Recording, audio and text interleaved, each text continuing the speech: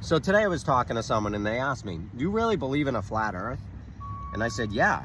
They said, why? And I said, well, for one thing, I mean, the most basic thing, if you really understand the science of what they tell us is actually going on, it becomes ridiculous, where it just doesn't make any sense. It's insane. And they said, what do you mean? I said, well, explain it to me. I said, if you believe the earth is a ball, then how fast is the ball spinning? What's happening? Explain it. And they said, well, what do you mean? I said, explain it. How fast is it spinning? Since you believe it, please explain it to me. And they said, I don't really know. I said, that's the problem. See, most people don't understand what science tells us, because when you learn what science tells you, you realize it might be a little bit ridiculous.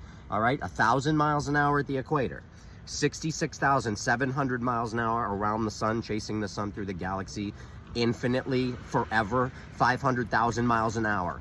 First of all, number one, my concern. Number one, how did you learn of these speeds?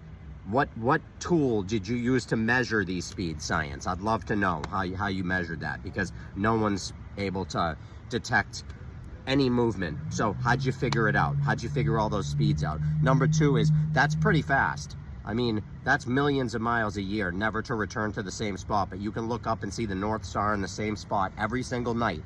The same constellations that have been circling around us for thousands of years are still circling around us, but we're traveling millions of miles every day.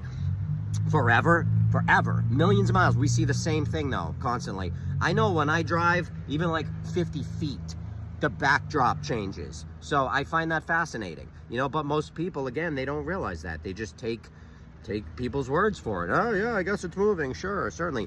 Listen, when you look into it and you realize what they're telling us, you can then start to understand how insane it is. But again, that's my opinion.